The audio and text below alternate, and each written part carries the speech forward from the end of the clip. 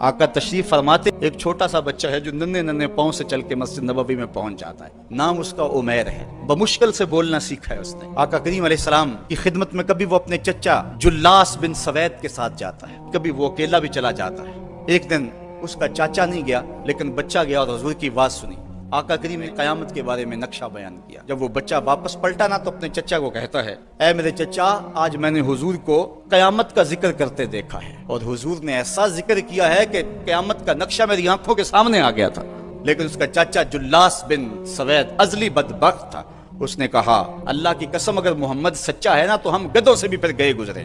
جب یہ بات کہی اس نے تو اس بچے کے پاؤں تلے سے زمین نکل گئی کہ میرا چچا کیا بول رہا ہے, یہ تو مجھے انگلی لگا کے مسجد نبوی میں لے جایا کرتا تھا, یہ تو منافق نکلا. اس بچے نے جو لفظ کہا, اب سنیے, اے میرے چچا, اللہ کی قسم میرے دل کو سب سے اچھا اگر کوئی لگتا تھا بندہ تو وہ تو تھا. آج سب سے زیادہ مجھے برا تو لگتا ہے. چچا جی, دو راستے جاتے ہیں. ایک راستہ تو یہ ہے کہ میں اللہ اور اس کے رسول سے خیانت کروں اور جو تیری بات ہے وہ رسول اللہ کو نہ بتاؤں, اور دوسرا راستہ میرے پاس یہ ہے کہ جو تو نے کہا ہے میں جا کے حضور کو بتاؤں, پھر جو ہو سو ہو. اس کے چچا جلاس بن سوید نے کہا, تو نا سمجھ سا بچہ ہے, چھوٹا سا بچہ ہے, تیری بات کس نے ماننی ہے, جا جو جی چاہتا ہے کہہ لے.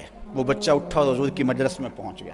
اور وہ بچہ کیا کہتا ہے, حضور, جلاس بن سوید نے اللہ اور اس کے رسول سے خیانت کی ہے. حضور, میرا اس سے کوئی تعلق نہیں ہے. میں اللہ سے بھی کہتا ہوں, میرے مالک, میرا چچا سے کوئی تعلق نہیں ہے, چونکہ وہ تیرے محمد کا دشمن ہے. حضور نے فرمایا, بچے, اس نے کیا کہا ہے؟ بچے نے ساری کہانی سنا دی. حضور نے صحابہ کو بلایا, کہا کہ یہ واقعہ پیش آیا ہے, بتاؤ کیا کریں. صحابہ نے عرض کی, حضور یہ بچہ چھوٹا ہے, کم عقل ہے, کم سمجھ ہے, یہ تو اپنی بات بھی نہیں صحیح طرح سمجھ سکتا. اور جلاس بن سوید بڑی عمر کا آدمی ہے, ہمارے ساتھ نمازیں پڑھتا ہے, تو آپ اس بچے کی بات کی پرواہ نہ کیجیے. ادھر جلاس بن سوید کو جب پتا چلا تو اس نے بھی قسمیں کھانی شروع کر دی کہ میں نے تو کوئی بات کہی نہیں ہے. تو حضور نے اس بچے کی بات کو نظر انداز کیا صحابہ کے کہنے پہ. اب اس بچے نے جب دیکھا کہ میری بات حضور نے قبول نہیں کی ہے تو اس نے جھولی پھیلا لی اور آسمان کی طرف دیکھ کر کے کہا, اے اللہ, اگر میں جھوٹا ہوں تو مجھے جھوٹا کر دے, اور اگر میں سچا ہوں تو میری سچائی کا اعلان کر دے. یہ بچے نے جب بات کی تو ابھی اس نے منہ پہ دعا مانگ کے ہاتھ نہیں پھیرے تھے کہ جبریل آ گئے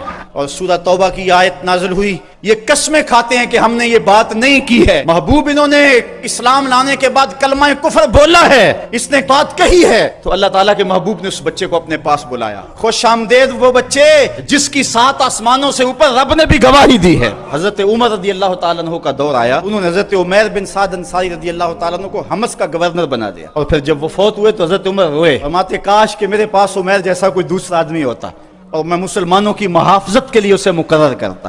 اللہ نے بھری بزم کے اندر اس بچے کو جھوٹا نہیں ہونے دیا.